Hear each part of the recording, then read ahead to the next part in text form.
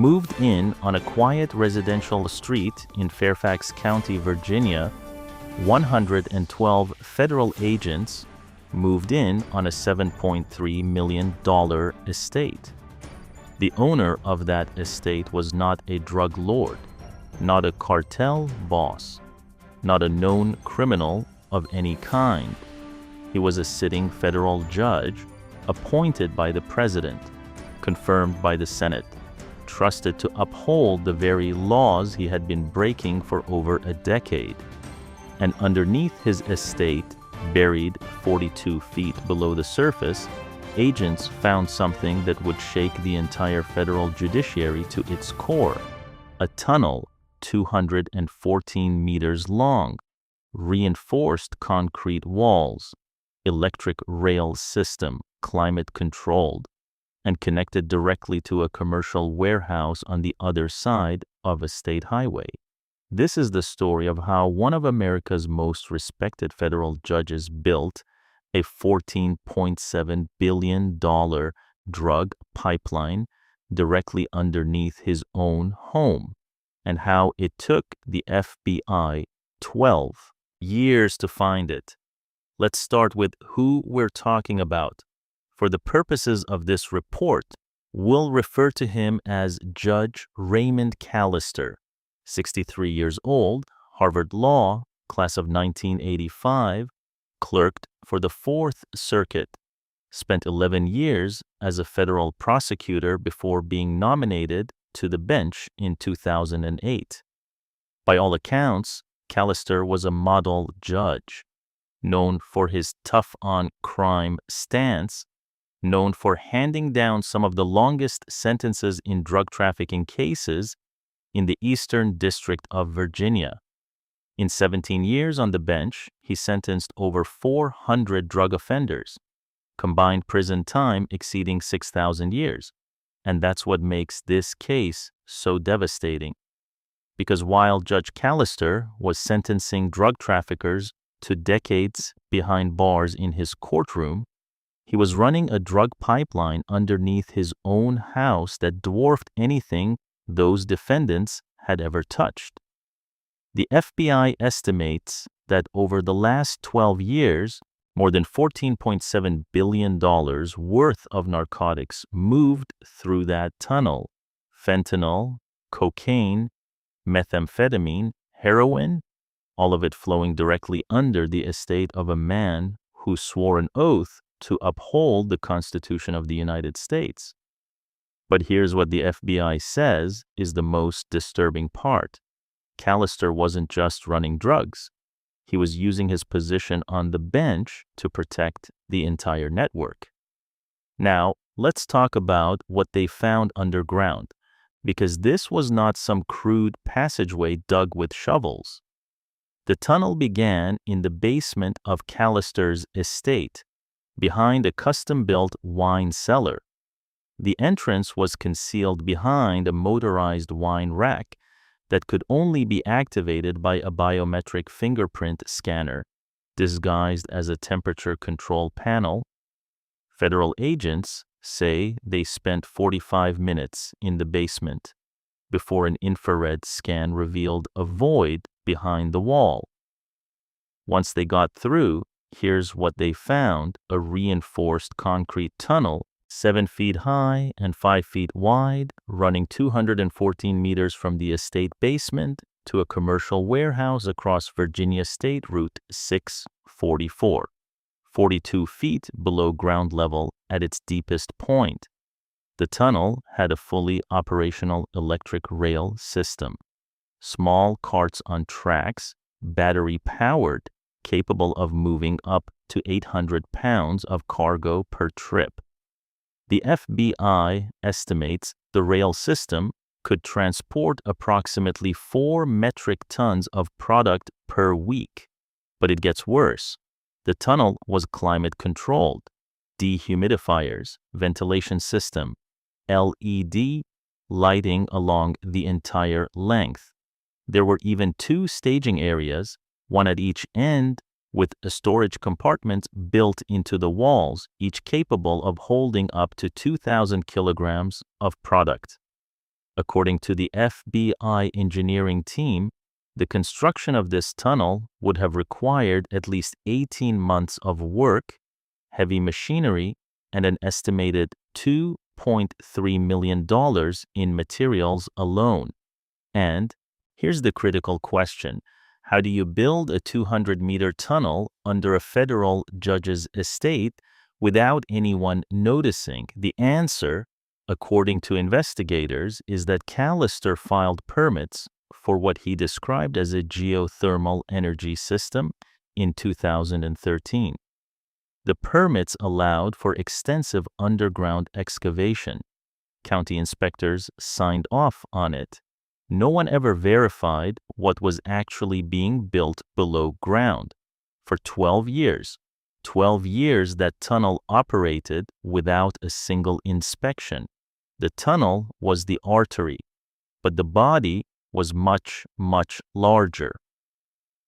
According to the federal indictment, Judge Callister sat at the center of a distribution network that spanned 14 states. The network operated through 3 layers. Layer 1, supply.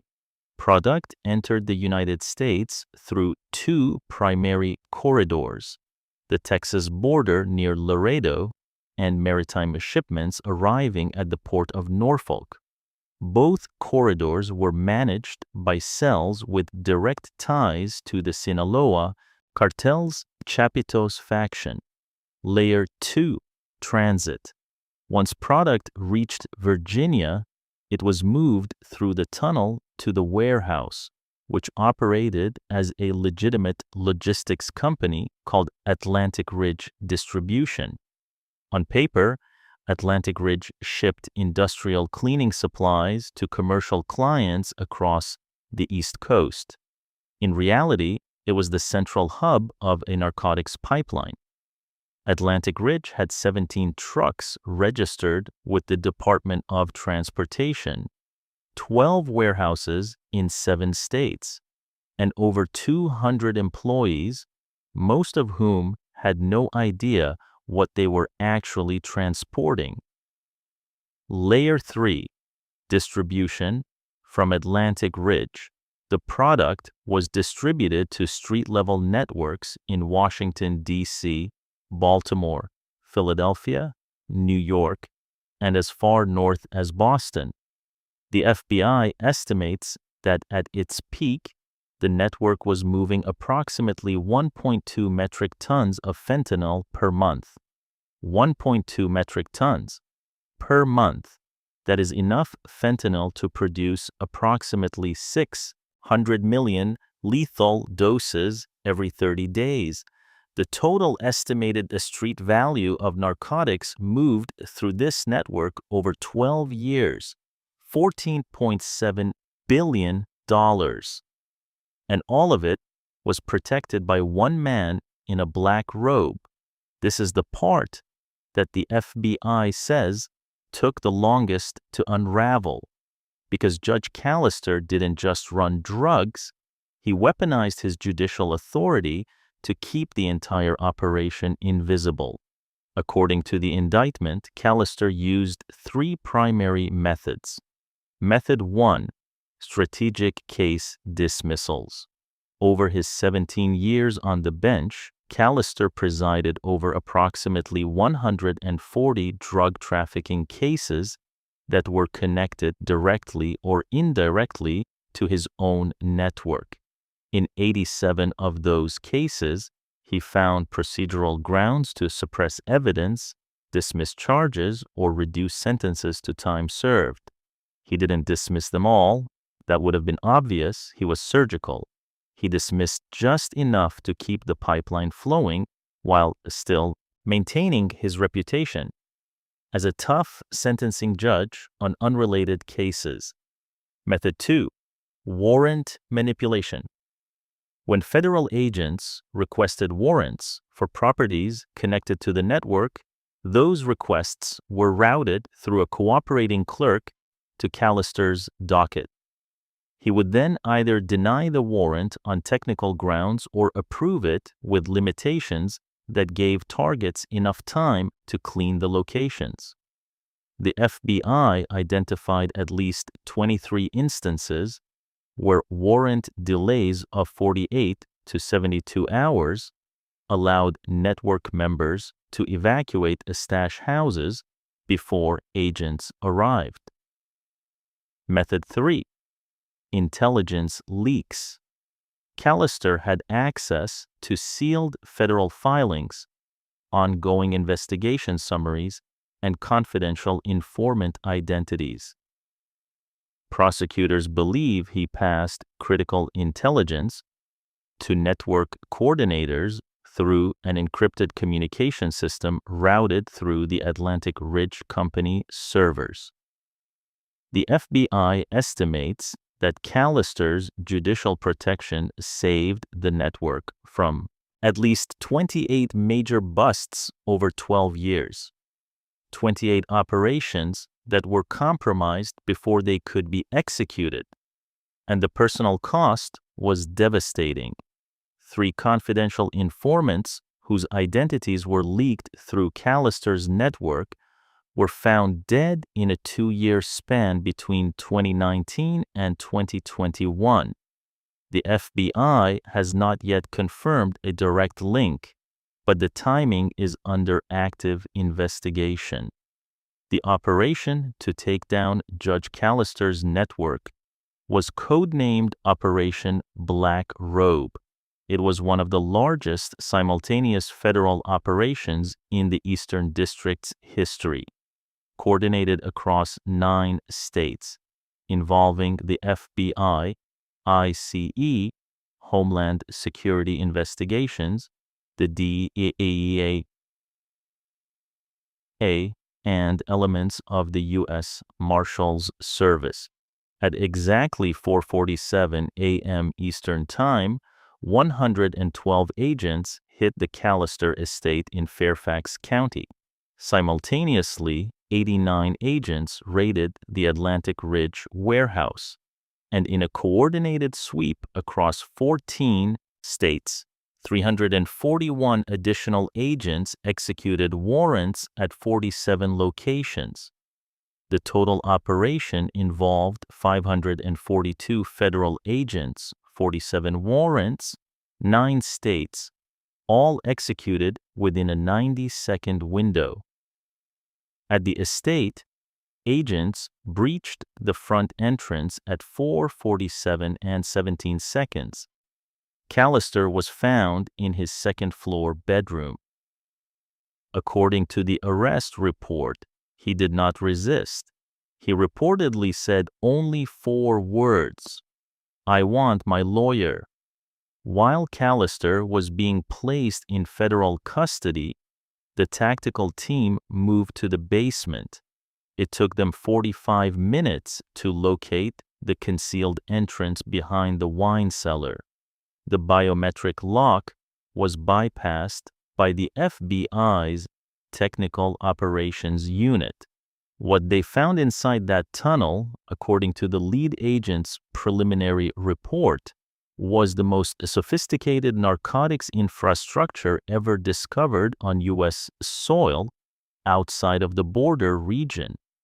Inside the tunnel and the connected warehouse, agents recovered a total of 3.8 metric tons of narcotics, 1.4 tons of fentanyl, 1.1 tons of cocaine, 900 kilograms of methamphetamine, and 400 kilograms of heroin.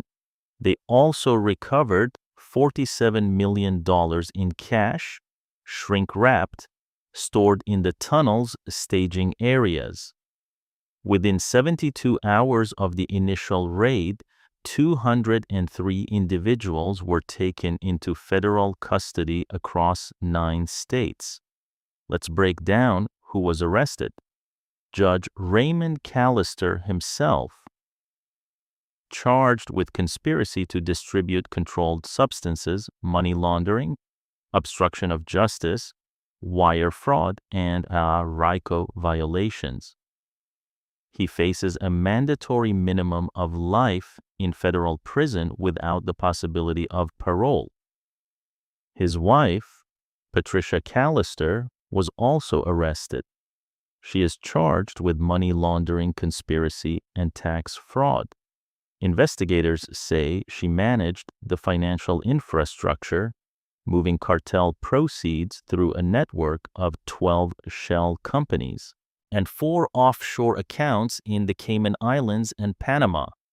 8 federal courthouse employees, including 2 clerks and a court security officer, have been charged with conspiracy for their roles in routing cases to Callister's docket and facilitating intelligence leaks.